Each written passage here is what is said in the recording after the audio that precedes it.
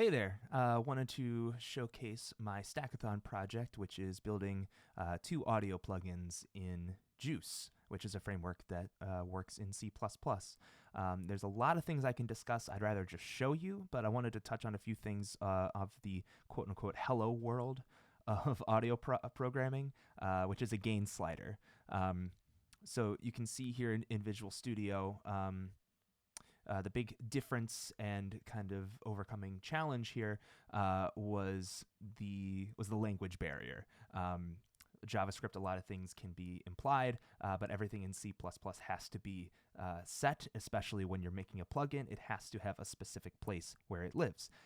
So you define all of these in setting your style, your value, your range. You have to physically make it visible and then put it on the size that you have defined here. So that's the UI side of things, and then you have to come in here to the processor and have it loop through all of the input channels that you're getting and loop through every single sample that is coming through and have it multiply by a value you set here. So we're just kind of taking things and I'll go ahead and jump into it here. So this is a digital audio workstation called Ableton that I do a lot of my work in. I've loaded up a song called Planet Rock. You should probably hear it. And when we go to our gain plugin, you can see it pop up here. It'll show the text of what the decibel is here. And you can see that it listens for the audio sample and makes the adjustments. And you can see the volume bar down here adjusting. So that was the first part. Second one I wanted to go through was making something that was a little bit more difficult, is a makeshift EQ, or essentially a filter.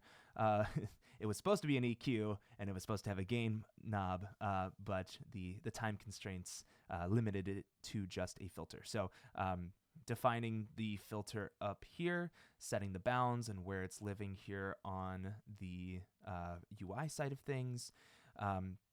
What I was introduced to was state, which you define here as the value state tree. You define your filter down here, and then you set your parameters for it to live on the state, this tree state here.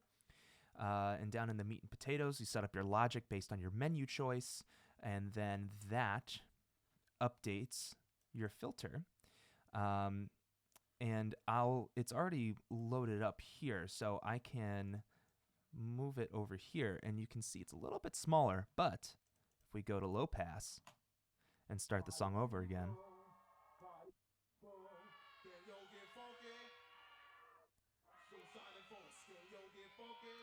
might as well turn this up a little bit. So this is a low pass filter, which is getting rid of all of the high-end stuff, which is getting rid of all of the, it's not sounding like it's it's like it's underwater or so. So those are the 2 components, plugins that I built during Stackathon. The next steps would be customization of the interface, linking these together, which was something I started on and learned that it would take a lot more time to figure this out, and then visually rendering what is happening with these. And there are some good tutorials online with JUCE to have that and figure that out. So I know it's a little bit longer, but I wanted to showcase everything that I learned. So thanks for watching.